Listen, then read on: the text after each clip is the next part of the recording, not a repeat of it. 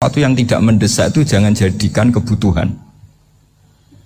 Sehingga kalau kita puasa misalnya, semua makanan itu enak karena kita sangat lapar. Sehingga Abul Qasim Al-Junaidi ketika ditanya, ma'idamu to'am, lauk makanan itu apa? Jawabannya lucu, alju, lapar. Kalau kamu lapar ya semuanya enak. Ini sudah mulai hilang. Kita bilang makan enak itu ya sate, ya gulai, ya pizza yang kita senang. Akhirnya apa? Untuk nikmatnya Allah itu kita jadi ribet. Apalagi yang orang-orang fasik harus ditemani perempuan yang tidak halal misalnya, atau harus ada ajudan, ribet. Nah pertanyaannya, orang yang ribet sama yang nggak ribet itu pinter mana? Pinter yang nggak ribet. Nah ini kearifan-kearifan yang mulai hilang. Lalu siapa yang bisa mewarisi itu? Ya ulama. Jadi ulama itu cara berpikir sebenarnya simple. Makanya mereka sering kalau tahajud itu, di antara makalah Sayyidina Ali paling terkenal dan yang menjadikan beliau punya derajat yang luar biasa, itu adalah kafani izzan an takuna li robban wa kafani fakhran an akuna laka abdan. Ya Allah, saya ini sudah begitu mulia, begitu terhormat dan sangat-sangat terhormat karena yang menjadi Tuhan itu Engkau. Jadi rumus pertama itu karena menjadi Tuhan itu Engkau. Hanya Tuhan yang abadi, Tuhan yang pertama, hanya Tuhan yang al-awwal. Coba ya Allah, kalau saya ini punya Tuhan Fir'aun, punya Tuhan mati jadi tontonan lagi, itu kerennya di mana coba? Andaikan kita punya Tuhan Fir'aun, atau punya Tuhan yang asal usulnya manusia, apapun hebatnya manusia itu, kita punya Tuhan manusia itu. Tuhan yang lapar, yang kalau nggak makan mungkin pingsan, mungkin bisa kena COVID, nanti Tuhannya diisolasi, kayak apa? Makanya ketika Tuhan Allah menyindir ketuhanan selain Allah itu, Allah hanya menyindir dengan kalimat sederhana, kana yakulanit to'am, yang kamu tuhankan itu masih makan. Hanya kalau nggak makan ya lemes. Jadi lama-lama ada orang gini, alhamdulillah tadi Tuhan mampir ke saya, kelihatannya lapar, setelah tak kasih makan sehat lagi. Susah nggak punya Tuhan yang seperti itu. Beda dengan Tuhan kita, Tuhan yang nggak butuh makan, nggak butuh minum, Al-Qayyum, zat yang berdiri sendiri tanpa butuh yang lain. Al-Awwal, sebelum ada langit bumi sudah ada Tuhan kita yaitu Allah. Bandingkan dengan Tuhan-Tuhan yang dipertuhan yang lain, yang adanya setelah bumi, misalnya Fir'aun dan sebagainya. Sehingga Sayyidina Ali pertama jadi kebanggaan apa? Kafani izzan antakuna li robban, saya ini keren betul karena punya Tuhan yaitu Engkau. Tuhan yang lahul asma'ul husna, Tuhan yang semuanya punya kebaikan, punya keabadian, punya keagungan. Terus wa kafani fakhron an akuna laka abdan, dan saya bangga sekali karena saya menjadi hambamu. Kalau saya jadi hambanya Pak Rektor ribet kan, sudah tak hormati ternyata nanti tidak rektor, ya kan ribet kan. Terus pokoknya ribet, jadi budaknya manusia itu ribet. Makanya ada seorang wali datang ke temannya yang jadi presiden atau jadi raja. Datang ke situ karena tidak punya uang, mau minta uang karena temannya raja. Setelah sampai sana ternyata temannya ini karena orang soleh pas berdoa, ya Allah saya minta ini, minta ini, minta ini. Terus si wali tadi pulang. Tanya, kenapa kamu pulang? Ternyata dia sama, masih minta-minta kayak saya. Jadi sederhana dia.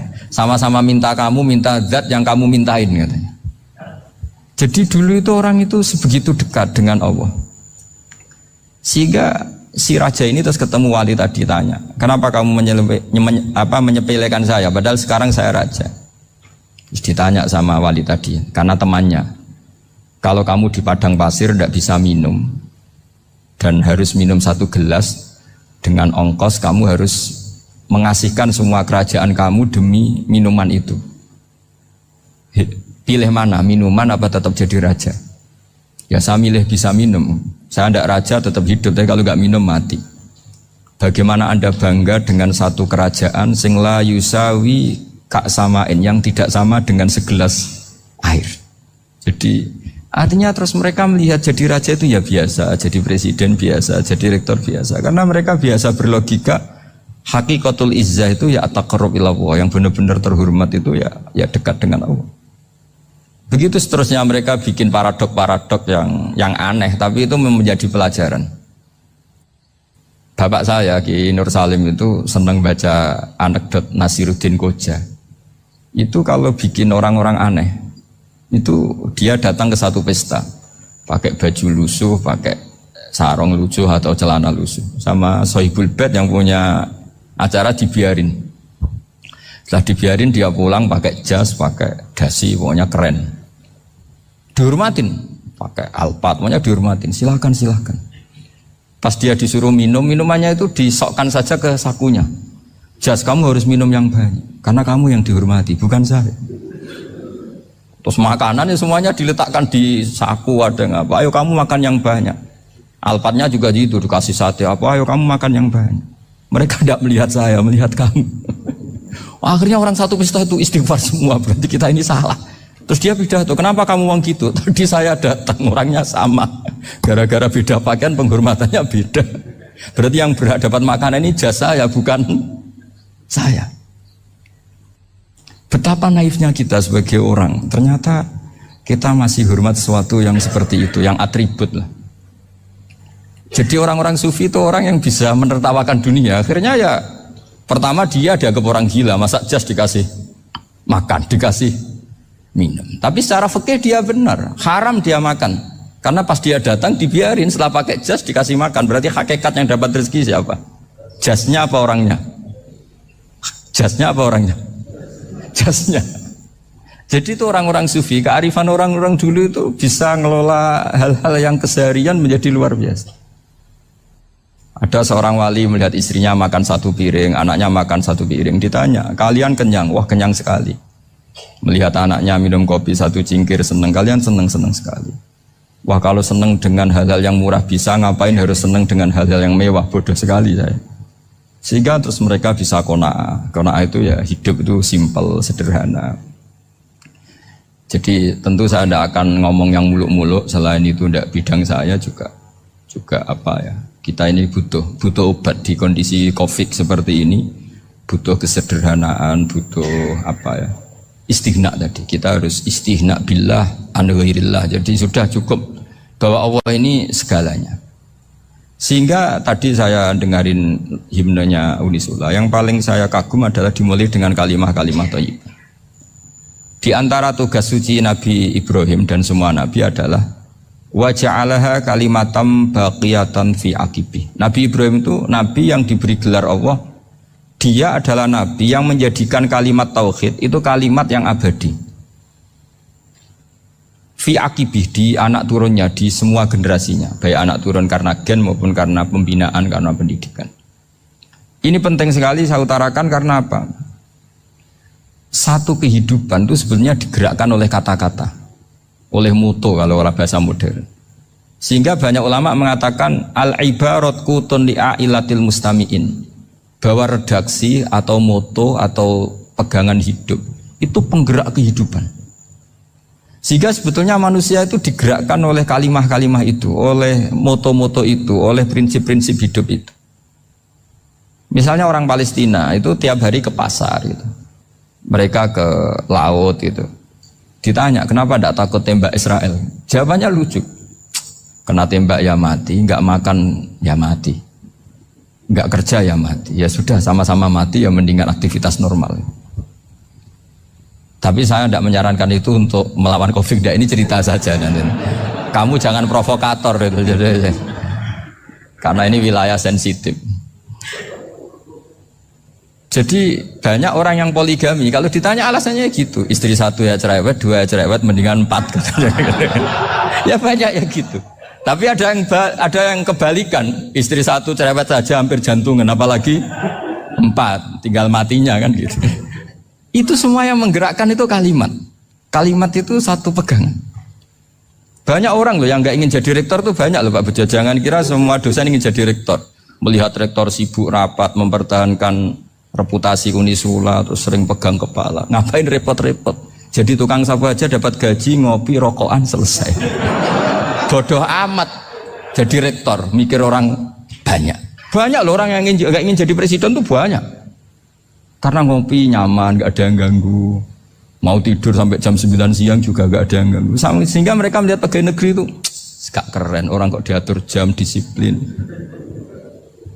Itu memang cara Allah membagi rahmat. Mau kamu apakan coba? Cara syukurnya dia seperti itu. Bapak saya dulu tuh sering ngajarin saya, diajak jalan-jalan pagi-pagi. Melihat orang ngopi, makan uduk itu bapak seneng. Kok enak jadi wong awam. Ngene esuk-esuk nyemak bocah kesel kabeh kono enak ngopi rokokan.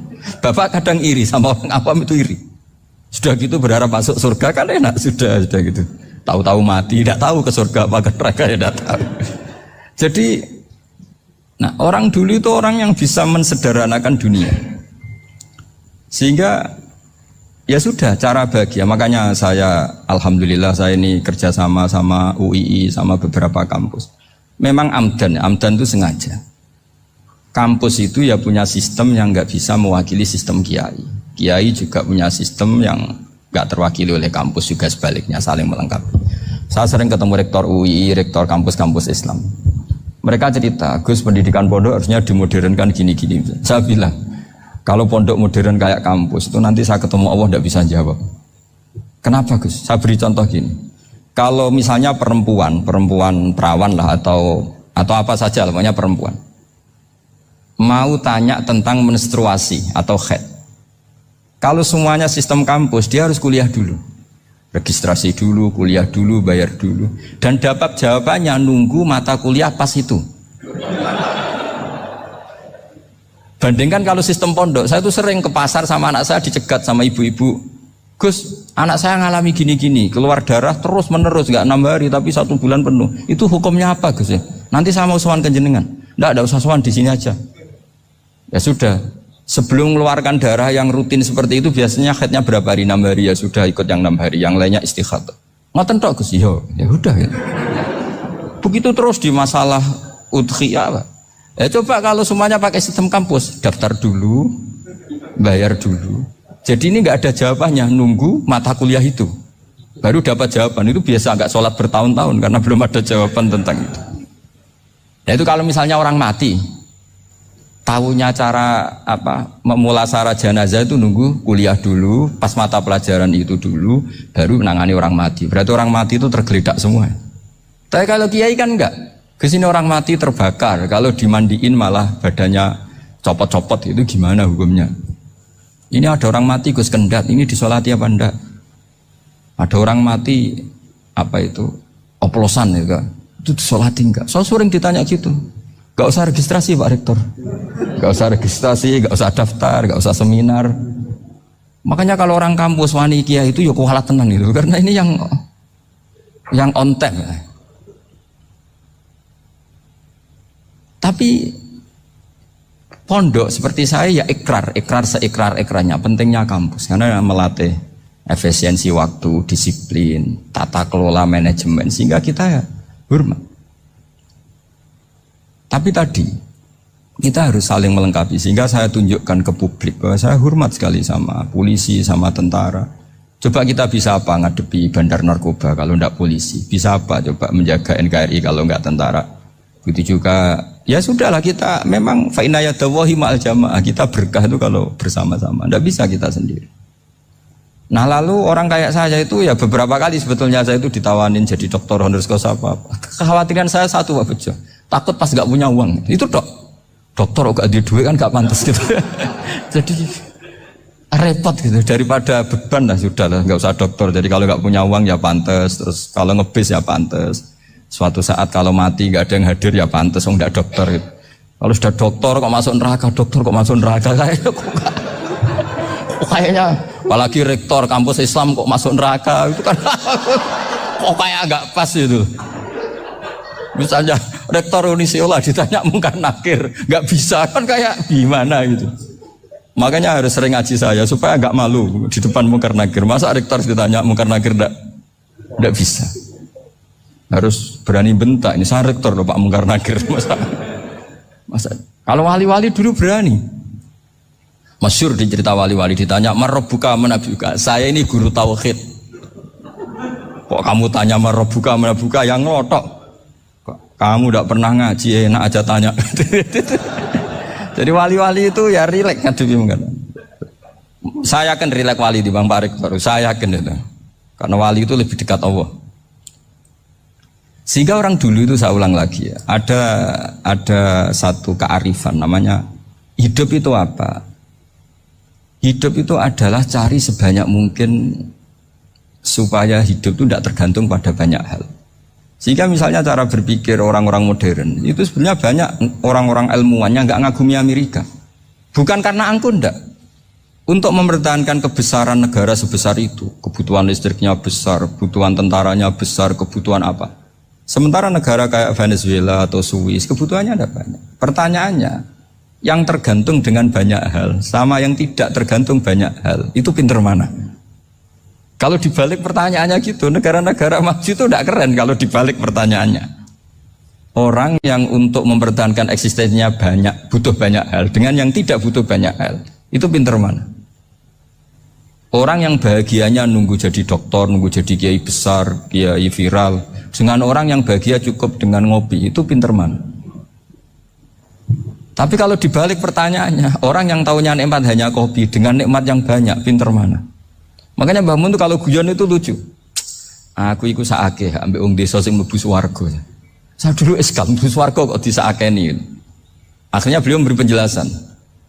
Wong desa iku roe pakanan enak, iku mau kopi mbek uduk. Lah swarga iku mau nuruti sing dikarepno. Akhirnya semua mangan, ngopi, nguduk, ngopi, ora roh pakanan liyane ku ora roh. Nasi mandi yo ora roh, pizza yo ora roh apa-apa. Terus saya bilang, wah lah niku nak nganti selera tentang wanita cantik. Iku juga sederhana. Rodok pesek ya wis cantik, rodok ireng ya wis. Apa bidadarinya seperti itu karena saking enggak pengalamannya. Jadi surga itu kan nuruti apa yang diinginkan. Kira-kira keinginan orang kampung kalau di surga itu apa coba? Makanan apa coba? Ya nak senangnya ketemel gemblong gitu. Artinya malaikat lebih suka nangani surganya orang-orang kampung di Bang Pak Rektor. Ini sudah ribet ini. Makanan apa saja sudah harus dicoba. Terus kalau di mall tahu orang macam-macam, seleranya macam-macam pasti. Enak mana kalau sampai jadi malaikat pelayan surga? Suka ngelayani orang kampung apa yang orang kota? Orang kampung kan? Jadi ya itu guyon ya, guyon tapi itu menjadi pikiran kita bahwa orang yang banyak kebutuhan itu sebetulnya banyak kebodohannya karena menggantungkan kebahagiaannya dengan banyak hal. Makanya Imam Syafi'i ngendikan istighna itu apa? Al istighna anisya'i. Yang dikatakan kecukupan adalah berusaha sebanyak mungkin banyak hal tidak kamu butuhkan. Bukan memenuhi semua kebutuhan kamu karena nafsu kamu ini tidak ada batasnya gitu. Kalau kamu penuhin nggak akan selesai. Itu ada perempuan yang kurang cantik itu minta doa saya, Gus doain suami saya kaya, terus tak guyonin, terus nggak minta. Kalau suami kamu kaya, yang pertama dirubah itu apa? Rumah supaya rumah saya bagus. Kedua apa? Mobil supaya mobil saya bagus. Nanti yang dievaluasi itu kamu. Mobil bagus, Alphard, rumah mewah, istrinya kamu pasti itu dievaluasi. Langsung nggak usah sudah gini aja kan. Jadi pertama yang dievaluasi itu kaya itu coba kalau suami kaya itu yang dievaluasi pertama rumah ya, rumah ganti. Setelah itu apa? Mobil. Kira-kira berikutnya akhirnya sudah nggak jadi. Nabi Ibrahim itu pernah minta umur panjang, keren umur panjang. Sama Allah nggak dijawab. Datang orang tua gitu mertamu ke Nabi Ibrahim, terus disuguhi dikasih kurma. Apa itu? Kok kurma apa? Anggur yang sudah matang sekali, sudah dimakan. Setelah dimakan meler keluar lagi, dimakan lagi meler lagi. Terus Nabi Ibrahim masuk lagi ke kamar. Ya Allah, doanya tak cancel. Nanti kalau saya tua kayak itu. Jadi Allah itu nggak jawab langsung tapi ngirimkan itu. Akhirnya ya Allah nggak jadi. Nanti takut itu. Saya pernah ngalami jadi kiai tadi ada ibu-ibu ya nggak pati cantik lah. Suaminya tuh miskin sekali. Minta doa saya supaya kaya. Bareng tak kasih pertimbangan itu udah nggak usah nggak jadi. Jadi itu kearifan. Tapi kearifan ini harus kita tanamkan. Saya nggak bisa membayangkan Indonesia yang besar ini. Andai kan tidak ada qanaah. Nerimo ing pantum. Coba sekarang ada Covid. Andai kan Indonesia itu kayak Prancis, Saya beberapa kali punya tamu orang yang hidup lama di Perancis, bahkan dapat istri orang Perancis. Itu dulu gak begitu mencintai Indonesia. Tapi setelah di Perancis 2 tahun, wah Indonesia hebat. Di Perancis itu kata dia kalau cerita, semua kebutuhan masyarakat itu dibebankan ke negara. Apa saja minta negara, apa saja nyoal negara. Sementara Indonesia, coba kalau Indonesia mengalami seperti ini kok tidak ada konaan rimo ing pantum, bisa kios Indonesia. Orang miskin nyalahkan negara, kelaparan nyalahkan negara, apa saja. Tapi barokahnya dididik kiai jogeman nyalahno wong liya. Urip pun romo ing pandum, diame. Sampai gak ngerti kalau Covid. Banyak tuh orang-orang kampung itu, orang lugu-lugu itu. Mbah niki saking Covid, salam ning Covid muga-muga umure panjang. Dikira Covid itu nama orang yang ahli sosial itu. Mbah niki dana saking Covid. Matur nuwun sampekno salamku muga-muga umur panjang. Bingung kan yang nganterin ini. Ini gimana yang mau menjelaskan? Memang enggak paham. Ribet kan. Tapi saya pastikan bahwa dengan keadaan seperti ini kita bahagia, kita stabil, itu jelas barokahnya kalimat tadi, moto tadi atau pegangan hidup tadi. Makanya disebut al-ibarat qutun li'ailatil mustami'in, bahwa redaksi atau kata-kata atau pegangan atau filosofi hidup, apalah namanya itu adalah penyemangat. Penyemangat. Karena kata-kata ini memang luar biasa. Ketika sahabat perang demi kebenaran, zaman itu ya pasti benar karena yang dibela Nabi. Dulu itu kan enak zaman Nabi, yang dibela mesti benarnya, musuhnya mesti salahnya. Sehingga dulu itu memang harus tegas. Kalau sekarang mau tegas gimana? Yang kamu bela tidak mesti benar, musuhnya tidak mesti salah. Ribet kan kalau misalnya saya tukaran sama Pak Rektor, kamu mau bela mana kan bingung. Saya tidak mesti benar, saya tidak Nabi. Pak Rektor apalagi tidak mesti benar lagi kan? Ribet kan? Jadi kalau kita mau perang sekarang itu mau pede gimana? Enggak. Makanya banyak ulama sekarang tuh mau tegas tuh enggak berani karena ya banyak hal yang abu-abu lah wilayahnya. Misalnya pilihan presiden atau pilihan bupati, pilihan menteri. Kamu mati-matian bela itu. Yang kamu bela tidak mesti benar, musuh kamu tidak mesti salah. Misalnya pilihan bupati, wah ini kabupaten ini baik kalau bupatinya ini, yang satu bilang ini, terus tim suksesnya kamu tanya, kamu yakin? Ya tidak juga. Lah kenapa semangat? Kan saya botohnya, paling alasannya ya itu aja, bukan yang lain. Beda dengan zaman Nabi, nabinya mesti benar, Abu Jahalnya mesti salah, kan enak aturan mainnya jelas. Singkat cerita dalam perang itu banyak sahabat yang ngalami luka, ngalami apa gitu. Kemudian curhat ke Nabi, ya Nabi gara-gara derekkan jenengan, ngikuti jenengan saya harus ngalami seperti ini. Ngiranya orang itu diapresiasi sama Allah keluarnya. Ternyata sama Allah gak diapresiasi. Malah diturunkan ayat intakunu ta'lamuna fa innahum ya'lamuna kama ta'lamun wa tarjuna minallah malah yarjun. Kalau kamu sakit karena perang, orang-orang kafir itu ya sakit. Itu saja berani padahal demi kekafiran. Wa tarjuna minallah ma la yarjun, padahal kamu punya nilai lebih yaitu berharap kepada Allah yang mereka tidak punya. Saya jadi kiai itu ya kadang mangkel. Karena yang benci ya benci, yang seneng itu ngel-ngel loh kayak Pak Bejo. Jadi semuanya ribet. Lah iya, yang benci ya ganggu, yang seneng ya ganggu, tambah nemen. Seribet. Tapi kalau sudah ingat bandar narkoba, mereka berhadapan dengan polisi, kadang ditembak karena kesalahannya terlalu fatal. Antar persaingan mereka juga bisa tembak-tembakan karena merebut pasar narkoba. Itu saja mereka berani. Kok kita yang jadi kiai kadang dicium tangannya, dihormati gak berani, hanya takut apa ya, musibah-musibah kecil atau problem-problem kecil. Lah iya, kalau kita bandingannya gitu. Kalau kamu mau tahajud kedinginan, itu masih nanti dihisab Allah itu gitu. Maling ayam itu keluar malam-malam, hanya dapat ayam. Itu gak takut dingin. Ya gak takut digebuki masa. Kamu mau tahajud saja takut dingin. Makanya nanti hisabnya orang soleh itu nanti dijajarkan orang dolim. Terus diperbandingkan. Wah itu habis kamu kalau itu. Jadi misalnya Unisola mau rapat, tapi ini malam, kalau malam dingin nanti saya masuk angin. Anak-anak pang di perapatan aja berani kamu. Kalau sudah perbandingannya gitu tuh ribet kita nanti. Makanya itu kalimat itu moto atau filosofi hidup. Sehingga diulang lagi nasihat itu. Iyam saskum korhun fakodu masal koma korhum mislu. Kalau kamu kena luka, orang-orang yang nggak benar juga akan kena luka. Itu aja berani demi ketidakbenaran. Masa kamu demi kebenaran nggak berani? Akhirnya orang itu, ya itu kalimat, itu heroik. Makanya kita ini penting ya, makanya tadi himne Unisula dimulai kalimat thayyibah. Karena kalimat ini yang menjaga kita kalimat ini. Misalnya tentang Tuhan. Kenapa orang Islam imannya kokoh seperti ini, termasuk yang sudah hidup di Amerika, di Australia, di mana-mana. Itu ya barokahnya ajaran atau barokahnya kalimah. Saya sebut kalimah saya pakai bahasa santri. Karena la ilaha illallah itu dalam tradisi santri disebut kalimatu haqqin alaiha nahya wa alaiha namut wa alaiha nub'ats. Ada yang riwayat wa biha nub'ats insyaallah taala minal aminin. Kenapa mereka di mana-mana meskipun sekolah di Amerika, di Australia, bahkan di Uni Soviet tetap mukmin?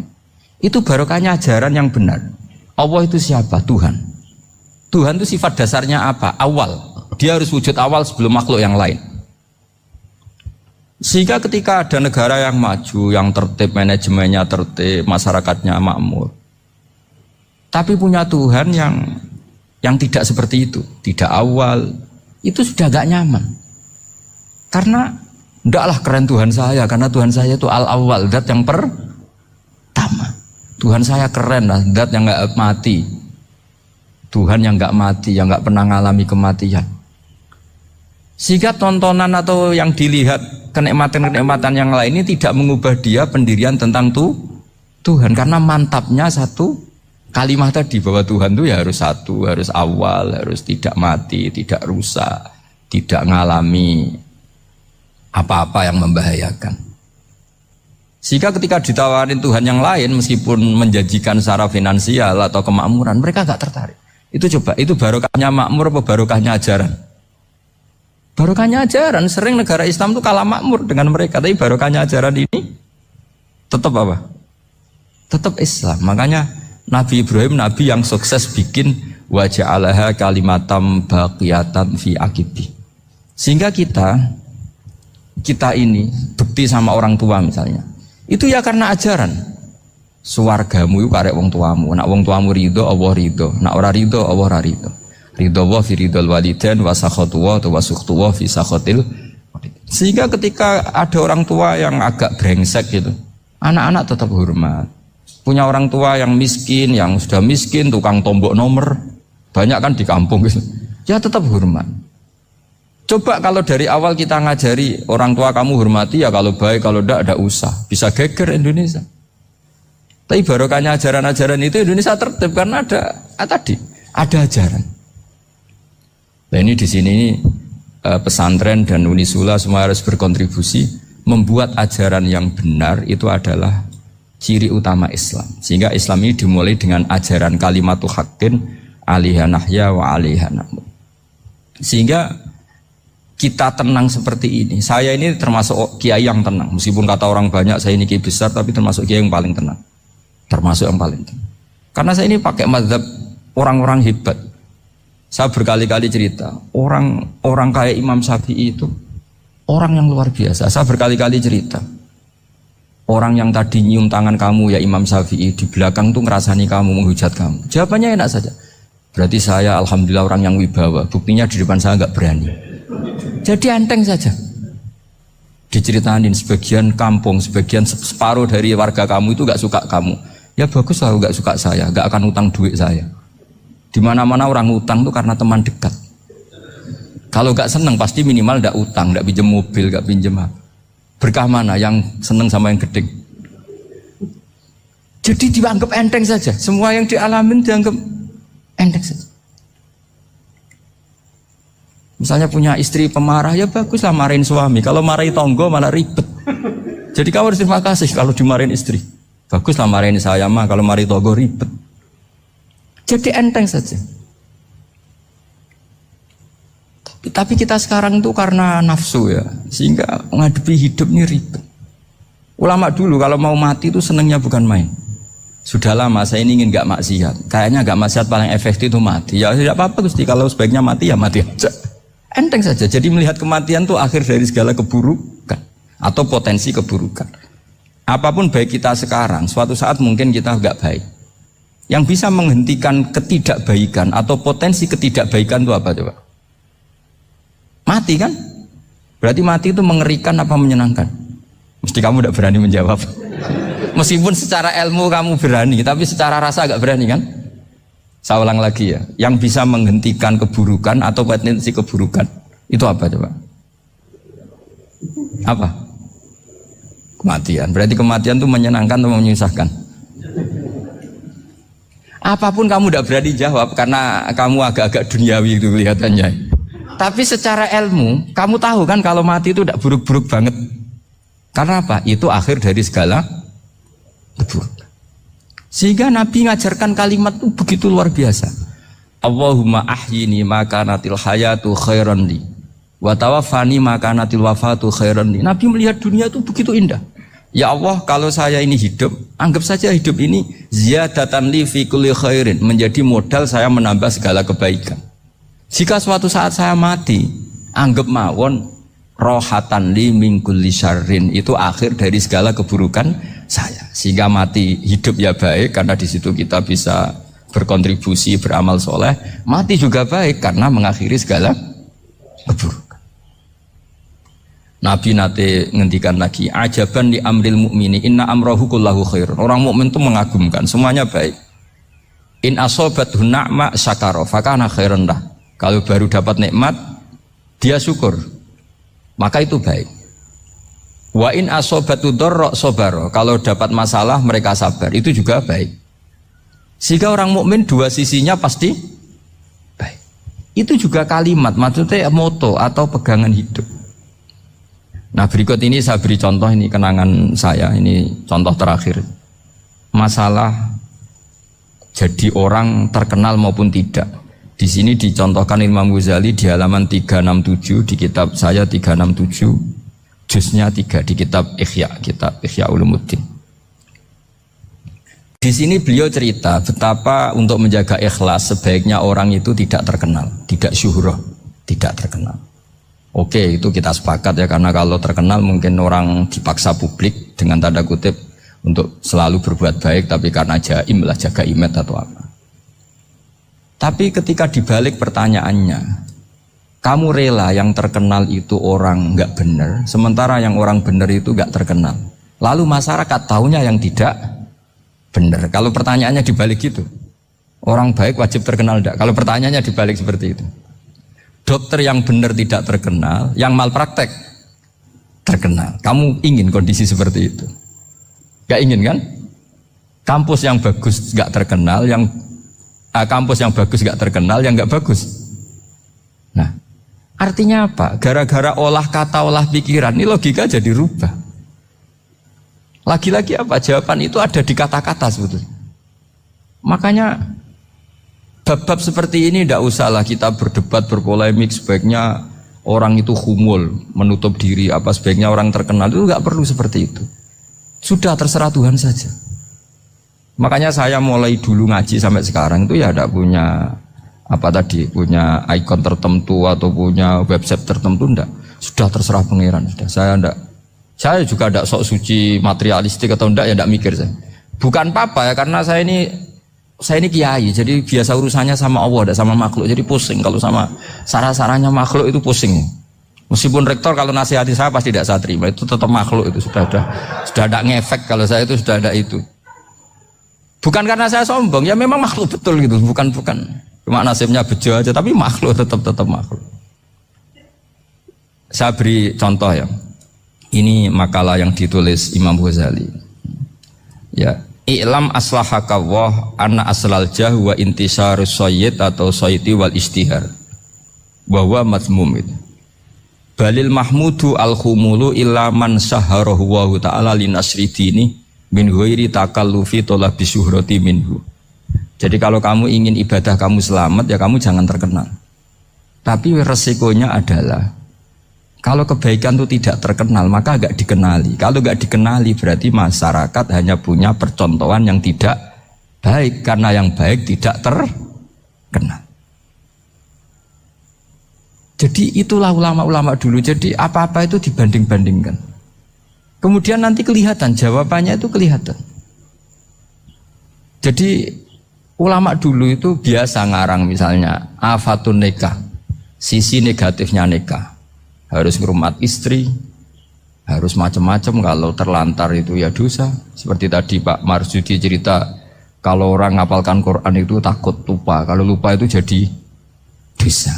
Pertanyaannya, kalau semua orang takut lupa, takut dosa, semua orang nggak hafal Quran karena potongan-potongan lupa. Cara berpikir tidak seperti itu. Kalau berpikir ya namanya hafalan ya inginnya hafal, kan nggak ingin lupa. Lah nanti kalau takdirnya lupa karena hal-hal yang dimaklumi oleh syariat itu nggak yang termasuk dosa. Yang dosa itu lupa tak diwiri udhrin syar'iyyin, lupa yang tidak ada sebab yang apa? Syar'i. Tapi lupa bawaan EQ-nya tidak bagus. Lupa bawaan sering dibentak. Oh itu nggak masalah karena bawaannya orang tertekan itu ya lupa. Coba kamu hafal Quran, terus punya kredit jatuh tempo, pas hari itu aku yakin nggak cerdas sudah. Itu bawaannya orang tertekan itu pasti lupa. Jadi ya saya teruskan ya. Jadi terus ada makalah yang sangat bagus sekali tentang itu. Saya baca ya. Wa yadullu ala dzalika anna Allah azza wa jalla amaral anbiya'a bi idharil amali lil iktida wa khassahum bi mansibin nubuwah. Wa la yajuzu ayyudhanna bihim annahum khurrimu afdhalal amalin. Jadi orang yang terlalu mendewa-dewakan khumul itu menutup diri. Oke, itu baik karena dengan khumul, dengan menutup diri Anda tidak riya, Anda tidak pamer. Tapi kata Imam Ghazali, kamu juga harus ingat di antara syaratnya Nabi itu harus mengumumkan kalau beliau itu seorang Nabi. Harus memaklumatkan kalau beliau seorang Nabi supaya bisa diikuti. Caranya sholat harus diumumkan sehingga Nabi itu mengatakan harus jamaah. Karena dengan cara jamaah itu bisa shollu kama ra'aitumuni sholli. Coba kalau Nabi sholatnya nggak diperlihatkan, kamu harus sholat yang benar. Caranya gimana ya Rasulullah? Itu rahasia. Bingung nggak kira-kira?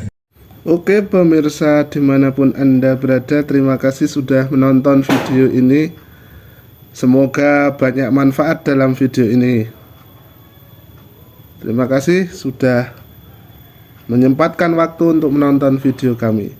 Kami admin Munir Channel mengucapkan banyak terima kasih. Assalamualaikum warahmatullahi wabarakatuh.